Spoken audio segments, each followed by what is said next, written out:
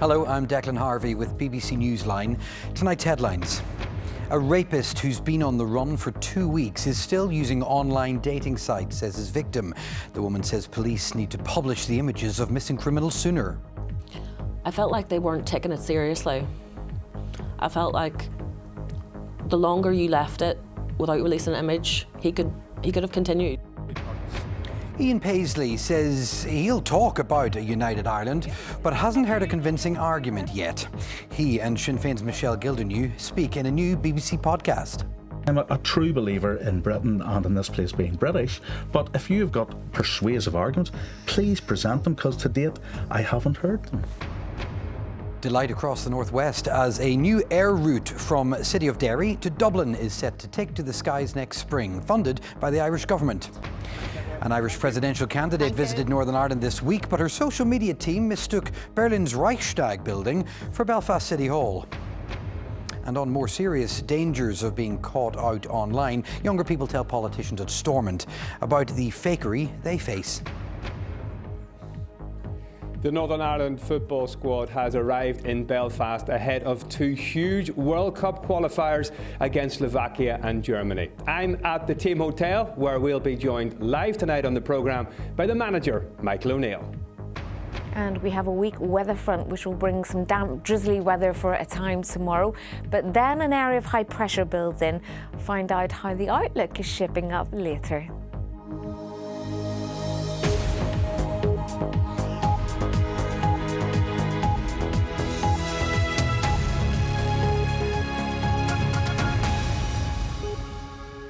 Good evening, welcome to Wednesday's programme. Where is Ahmed Abashar? We're not sure, but we know he's a convicted rapist. He's been on the run for 2 weeks, and in that time we've been told he's been contacting women on dating sites. The woman he's convicted of raping says she can't understand why it has taken police so long to release this photo of him to warn the public. Bernie Allen reports. This is 31-year-old Ahmed Abashar. He was found guilty of raping a woman last month, but is now on the run after he failed to appear at court. A warrant has been issued for Abashar's arrest, but he has not been seen in 2 weeks. He was living on University Avenue in Belfast. Today, his victim Jane, not her real name, told the Nolan Show that she'd warned authorities that Abashar might go on the run and that he is still contacting women on dating sites. My friend, said that 2 days ago that he matched with her, and she sent me the picture immediately when she seen it. My goodness. Yeah. So a rapist on the run is trying to meet women now? Apparently so, yeah. But what did it feel like to you that you wanted this man found and the police weren't releasing his image? I felt like they weren't taking it seriously. Again, this is nothing against the detective on it, because again, he was amazing. I felt like the longer you left it without releasing an image, he could have continued. Jane says she has lost faith in the justice system and called for more safety measures to be put in place for victims. Women's groups have echoed her calls. A conviction is not all that a person wants. They want some kind of feeling of this person is now going to be kept away from other victims potentially, and also maybe get some sort of rehabilitation so that they aren't doing these things again. Without that part of the justice system, it's not really full justice. In a statement, the PSNI said sexual crimes are incredibly complex to investigate, and it cannot be underestimated the impact they have upon victims, their families and the wider communities. This is why we have dedicated rape crime investigators who are committed to getting victims the best possible outcomes they deserve.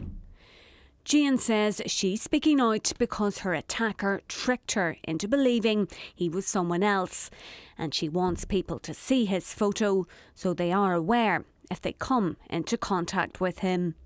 Bernie Allen, BBC Newsline. Well, that full interview with the woman we're calling Jane to protect her identity will be on Nolan Live here on BBC One Northern Ireland tonight at 10:55 and also on the iPlayer. Now, the former DUP MP Ian Paisley says he is open to conversations about a united Ireland, but says nationalists are yet to produce any convincing arguments. He and the former Sinn Féin MP Michelle Gildernew are part of the new BBC podcast Borderland, UK or United Ireland. At one stage, both Michelle Gildernew and the loyalist activist Jamie Bryson explicitly say they believe some murders during the Troubles were justified. Here's Chris Buckler. The culture land is right in the heart of a city that demonstrates its divisions in its name alone. Whether you call it Derry or Londonderry, this is a place where identity matters, and that's obvious among Irish language speakers. In terms of being colonised, in terms of being British, I would say a lot of my friends down south are more colonised than we are. And I would agree. Like, it hasn't grown BBC again, because we're the immersion, Mark Hodge culture, so again, we were brought up watching the BBC, but we had RTE too. For the BBC's new Borderland podcast, Michelle Gildernew and Ian Paisley have been looking at the debate about a border poll and examining the importance of Britishness and Irishness here.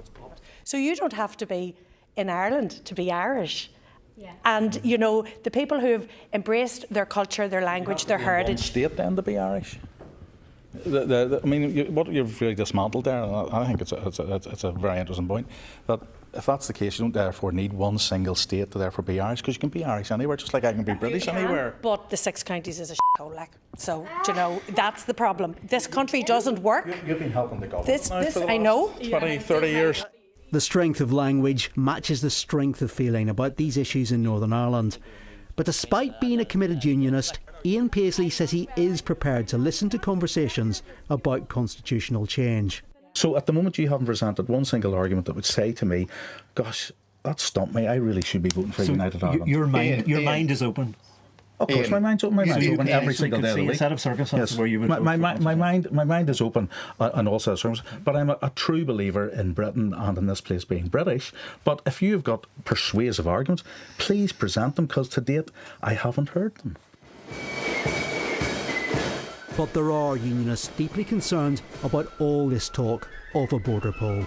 Just streets away from Derry's Cultureland is Londonderry's Memorial Hall.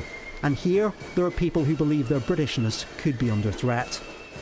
I just believe it's hardline republicanism that is the actual problem. They see Britishness as a stomping ground, I believe, for what they want, what their end goal is. Tied into all of these discussions are the hurts of all too recent history. We can go. When's the IRA going to tell the truth? The IRA have tried to be part of a Truth Commission, yes. And some believe a unity referendum would only reopen old wounds. Do you think murder was justified?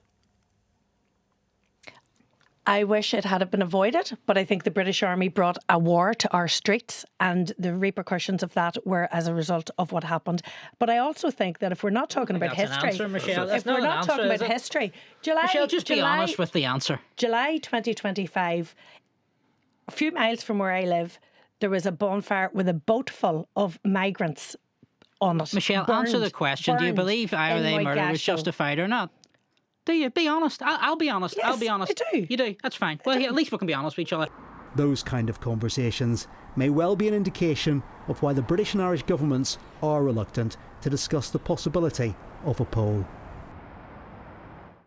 Part of the Borderland podcast. It's presented by Chris, who's with me now. I mean, we should say in the making of this, or tell me more about a reluctance, should we say, of the two governments to be involved? We spent months trying to get the British and Irish governments to engage, and they simply didn't want to. It is a subject they seem to feel uncomfortable talking about. Now, we did get a statement of the Secretary of State, which largely set the basis for when a border poll would happen. It said there is no clear basis to suggest that a majority of people in Northern Ireland wish to separate from the UK, and Northern Ireland will remain a part of the UK as long as the people wish it to be so.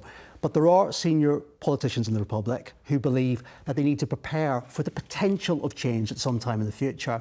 And on the podcast, you'll hear from the former Taoiseach Leo Varadkar, who is very clear that he believes that Micheál Martin is putting up an artificial barrier to the idea of a referendum. He says he's concerned that he believes there needs to be reconciliation right across these islands before he will have a border poll. And he doesn't believe that has to be the case. Although you heard those conversations, there is absolutely no doubt that the past in Northern Ireland continues to hang over the future.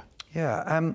The podcast, it seems, has also thrown up some serious questions for the SDLP. Yeah, so 4 years ago, the SDLP set up a panel known as the New Ireland Commission to look at all of these kind of issues. And we had Colm Eastwood, the SDLP MP, on the podcast and asked him about that, because we've been told that actually this panel has never met in person. Now, he says that it's moved on from that it's now more interested in polling, in research, in public events. But they haven't told their members that. And in fact, Norman Hamilton, former Presbyterian moderator, one of the most high-profile members of this commission, he found out when he was on the podcast. Here's his reaction. Well, I have to say, Chris, I'm pretty miffed at that, at finding out on a BBC broadcast that I have been discarded along with all the others. I mean, now I'm a Christian minister, so I need to watch my language here. There's ethical poverty around this. This is appalling that people are just discarded without even being told they're being discarded. And if that's a commentary on how United Ireland is going to be handled by nationalists, let's not have it. Well, now I understand, Declan, that Claire Hanna, the SDLP leader, has now reached out to Norman Hamilton and offered him an apology. Chris, thank you very much. Borderland, UK or United Ireland, is available now on BBC Sounds. The first 2 episodes of 8 in total are there for you. You will, of course, also find it on any platform where you listen to your podcasts. Now, from the spring, and for the first time in 15 years, you will be able to fly from City of Derry Airport to Dublin. The new, or should we say reinstated, route was announced by the Irish government in its budget yesterday, with the details. And from the northwest, Kieran Tour sent this. Airport management hope the new flight between here and Dublin can begin in the first half of next year and operate on a daily basis in the morning and evening. The news was announced by the Irish government in yesterday's budget. A previous air link between the two cities was withdrawn in 2011, and there's been a long campaign for its reinstatement. Well, in terms of numbers, we're talking 80 to 100,000 people a year using the route. When we last had it independently assessed, we were talking around minimum 56 million euros GDP to the regional economy. It's, as I said, it's a new tool for IDA and InvestNI to attract investors into the region. And that's right across from Donegal through Derry and Strabane, right through the Causeway and the wider northwest. Passengers today welcomed the news of the new Airlink. Good news all around, has to be, doesn't it? It can only be good for the northwest, I suppose. It'll bring tourism here, it'll make it easier for people to get from Dublin and bring new jobs hopefully as well. The airport has been heavily subsidised by council over the years. That's now been substantially reduced to just under £250,000 each year. The Department of the Economy now annually contributes more than £3 million to the airport, easing the financial burden on ratepayers in Derry City and Strabane. Well, the Irish government is paying for the basic costs of it. There will be a tendering exercise now. One of the airlines hopefully will come in with a good offer in terms of making that connectivity, and what's important is that they offer low fares on the route. The new route between City of Derry Airport and Dublin will operate under a public service obligation. That's when a government supports flights which would not normally be commercially viable. Kieran Turish, BBC Newsline, Derry. Next, in a peculiar twist, you might say, in the Irish presidential election race, today it all became about landmarks. The social media team of candidate Heather Humphreys posted online suggesting how delighted she'd been to visit Belfast City Hall this week. Problem is, and this is the photo they shared, this isn't Belfast City Hall. This is Belfast City Hall. The presidential hopefuls team had in fact used an image of the Reichstag building in Berlin, home to the German Parliament. Kevin Sharkey is live for us in Dublin this evening. How's this happened, Kevin? Well, Declan, Heather Humphreys is from County Monaghan. She's from the Protestant community, and she was in Belfast visiting schools and university at the beginning of this week, underlying her credentials of her knowledge of Northern Ireland and both communities, if you like. And following that, a video was put in her social media platform underlining that. But the problem is that instead of showing Belfast City Hall, it showed this image of the iconic German building. It was noticed very quickly and soon replaced with the right image of Belfast City Hall. So, Declan, in an Irish presidential election campaign, you need to know your Belfasts from your Berlins. It would appear so. The big story of the week, of course, has been the sensational pulling out of Jim Gavin, and more fallout of that today. Yes, today we heard from the tenant who was involved in a dispute with Jim Gavin 16 years ago, and that was central to Jim Gavin's withdrawal from the campaign. Essentially, he owed this former tenant €3,300. The tenant never received it, and the tenant spoke about it today. His name is Niall Donald. He's the deputy editor of the Sunday World. He said he tried to get the money back at the time, but eventually then gave up, and then the issue reappeared. But he now heard from Jim Gavin's legal team today that he will be repaying that £3,300 or euro rather to Niall Donald after 16 years waiting. Another important issue happening, Declan, well, within the next few minutes. The Taoiseach and Fianna Fáil leader Micheál Martin is about to attend a meeting of his parliamentary party. Many members of that party are livid with the handling of the Jim Gavin selection and then his ultimate withdrawal, and the next few hours for the Taoiseach and Micheál Martin will be torrid and testing, Declan. You'll follow it for us. Kevin, thank you very much. Kevin Sharkey live in Dublin. A fraud trial in Belfast linked to Northern Ireland's biggest ever property deals has been told that one of the men involved didn't make his conflict of business interests clear to those around him. Frank Cushnahan is charged along with Belfast lawyer Ian Coulter. They both deny wrongdoing in the case, which is connected to NAMA, the Irish government's national asset management agency, which was set up in the wake of the 2008 property crash. Kelly Bonner reports. Frank Daly, the former chair of NAMA, took to the witness box today to give evidence in the trial of these two prominent businessmen, Ian Coulter and Frank Cushnahan. Both men are charged in relation to the sale of an enormous portfolio of debts 10 years ago, which were held by NAMA. The debts, which were worth around £4 billion, were eventually sold to a US investment fund in 2014 for £1.1 billion. The focus today was on this man, businessman Frank Cushnahan. The 83-year-old was a member of the Northern Ireland Advisory Committee, set up by NAMA to focus on property debts in Northern Ireland. He's accused of failing to inform NAMA that he was providing information to a firm called PIMCO over the sale of the debts. In this role, it's the Crown's case that he was under a legal duty to disclose any conflict of interest that he had, which the prosecution said he failed to do. A charge he denies. Frank Daly was asked if Mr Cushnahan had an interest in the PIMCO deal and declared it. Would you have allowed him in the meeting? Mr Daly replied, no.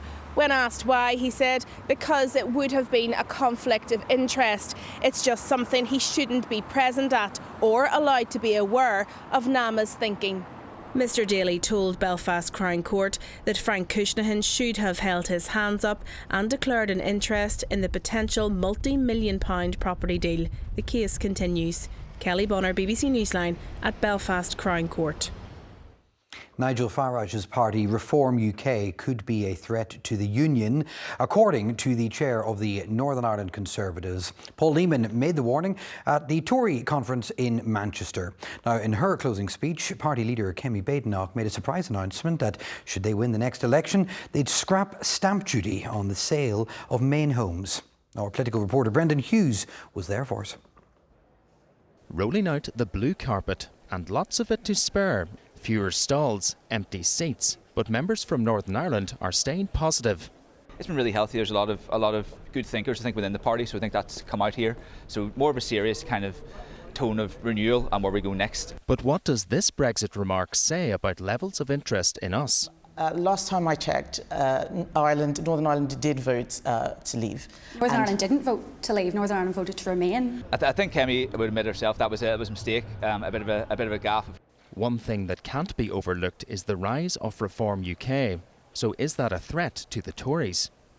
I say it's a threat, possibly more to the Union of Northern Ireland. When you heard Nigel Farage saying, well, Northern Ireland just have to wait, that doesn't cut it. You know, Northern Ireland cannot wait.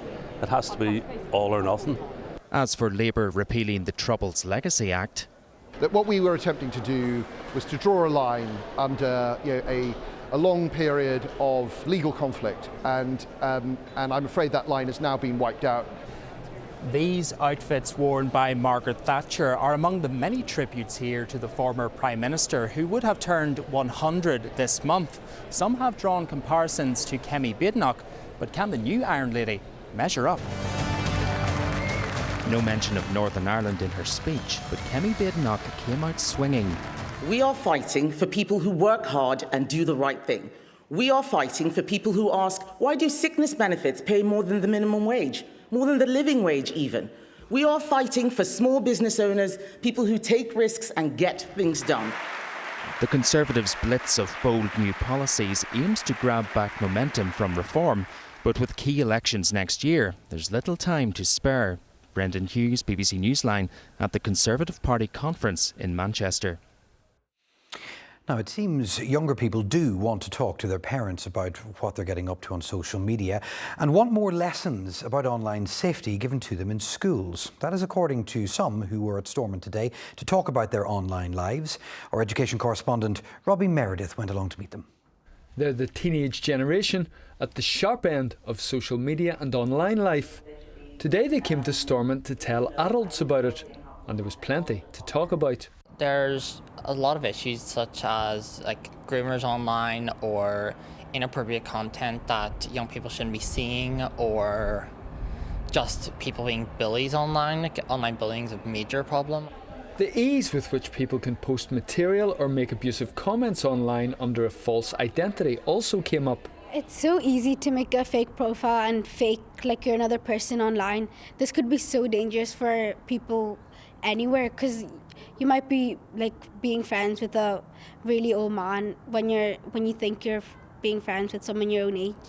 Anyone could start talking to you, trying to get in touch with you, and they could pretend to be anyone. You're just hiding behind a screen. There's like, if you're in real life, obviously you can see who you're talking to, but on a screen, anyone could be anyone. But the teenagers from Limavady, Portadown, Belfast, Dungannon and Downpatrick brought solutions as well as problems. And some say more lessons on online safety in school are vital.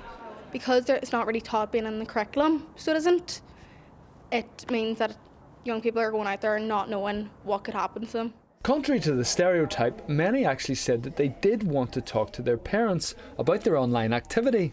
If you can go and talk to a parent about little worries, then if something really difficult happens online, if, God forbid, something happens to a young person online and they're feeling scared, angry, hurt, that they're able to approach a parent and talk to the parent. So more conversations face to face could be key to navigating life online.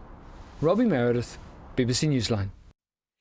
Now, it's a big week of international football with Northern Ireland in World Cup qualifying action. Come with me as we join Stephen Watson.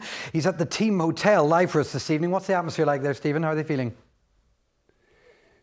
Declan, thank you. Yes, there's a real buzz in the build-up to these two huge World Cup qualifiers for Northern Ireland in the next 5 days, both at home at Windsor Park. Slovakia on Friday night, followed by the former world champions Germany on Monday night. The games sold out within minutes, but they are both live across BBC TV. Delighted to say the Northern Ireland manager Michael O'Neill joins me live this evening. Michael, you've been training in Liverpool. Team has just arrived this afternoon. How did it go, and how are the team all here, present and correct? Yeah, we had a great 3 days. We've been in Liverpool since Sunday night, which was a little bit easier to get the players there from obviously playing games on the mainland. And then we had 3 training days at Liverpool's training complex, and now arrive here and put the final touches on everything tomorrow. And all players fit? Yeah, good. We've had thankfully, touch wood, that we haven't had any issues. The 27 players that we named in the squad are all here. So I think as a piece we're a little bit stronger than we were obviously in September. After what's been a very good start to the campaign, beating... But we have other attributes that we have to bring to the game on Friday night. I know Slovakia have won their opening 2 qualifiers. You're trying to take the pressure off your team, of course. Many are saying that this is the biggest game for Northern Ireland in many years. Do you feel the same? Not necessarily, no. Sometimes I think too much is made of that. There's 3 points at stake.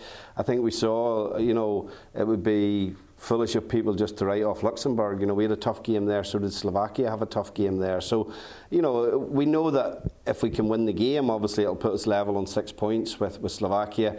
We would expect Germany to beat Luxembourg, and then the 3 teams are on 6 points after 3 games. and obviously we have the Germans then to come on Monday night. How are you feeling about Monday night, which will be your 100th game in charge of Northern Ireland? A special landmark, or would you just swap it for 3 points and a win? I'd swap it in a heartbeat for 3 points, to be honest. That's not that the issue. Listen, it's a nice personal thing for me, but I haven't really given it too much thought. The most important thing is the preparation of the team, and it is difficult. I always think if we can get the right result on Friday night, then the mental frame of the team, rather, how they're feeling going into Monday night is always very, very positive. There's a lot of fatigue between game 1 and game 2. You've got to recover, but it's a great game for us to be involved in. And as I say, we gave a good account of ourselves. We were disappointed in Cologne that we didn't come away with something, and hopefully we can come away with something on Monday night as well. And you remember what you were doing 10 years ago today? Not until you told me, actually. I wasn't aware of the date. I'm not big on dates, but I know it was around this time, obviously, that we qualified for Euro 2016. Yeah, let's hope you can make it to a major finals again. Michael, thank you very much indeed. We'll be back live on the programme tomorrow night, but for now, back to the studio. Thank you very much, Stephen. Busy week for Michael O'Neill. Busy week for this guy as well. A local Red resident of the Silent Valley. Nuts everywhere, harvest time, of course. What's the forecast looking like, though? It's really nice for that, and really quiet weather. And we've had a few squirrel weather pictures in today, and I think it's because there's tons of acorns at the moment. I did read somewhere that there's kind of an abundance of them at the moment. They're kind of a cyclical thing. And anyway, so the squirrels are obviously happy. There's another one here spotted at Antrim Castle. This is one of the grey ones, obviously. And then this could be the same one that we have in the tower. Declan's named him Philip, and I think he looks very sweet. So we have fairly quiet weather to come tonight. Dry, more cloud than clear gaps, so it's lucky we're not looking for the supermoon tonight. Later in the night, there'll be some lower cloud on the hills and some drizzly bits and pieces, and it will be quite a mild night. So we are expecting some damp, dull conditions tomorrow. That's all down to a weak weather front, which will probably bring quite murky conditions over some of the high ground, especially in the north and west. So a bit damp and drizzly at times for a while tomorrow, but many places drying up in the south and east. Quite mild, a little bit milder than today, but not much sunshine around. Highs of 15 or 16 degrees. Now tomorrow night looks to be dry, that cloud fragmenting at times, breaking up, but it will not be a chilly night. Temperatures again staying in double digits in a lot of places. So we have fairly quiet weather, and that's because an area of high pressure is building in across Britain and Ireland through Friday and the weekend. Yellows indicating it's quite mild there as well. So I thought we'd have a look further afield, just in case anybody's heading away for the weekend. Lots of fine weather across many parts of Europe, but down towards the Med there are potential for some thunderstorms for a time. And look, this is where the cold air is. It's sinking south across Scandinavia and into northern Europe, parts of Germany and Poland. So if you're not going anywhere this weekend, why would you anyway? Because the weather's looking pretty decent, very little wind around, temperatures around average or slightly above. Now it will be quite cloudy at times, but we're not expecting any rain, and hopefully this weekend most of us will catch some sunshine, but don't expect it to be sunny all the time. So the dry weather also looks like settling down for next few days next week as well. That is your forecast tonight. Thank you very much for that. Dry weather this time of year generally means crunchy leaves underfoot. It's all very atmospheric. Cecilia, thank you very much. Remember, the Borderlands podcast is available right now to listen to on BBC Sounds or anywhere you get your podcasts. We'll be back here at 10:30 tonight. Bye-bye.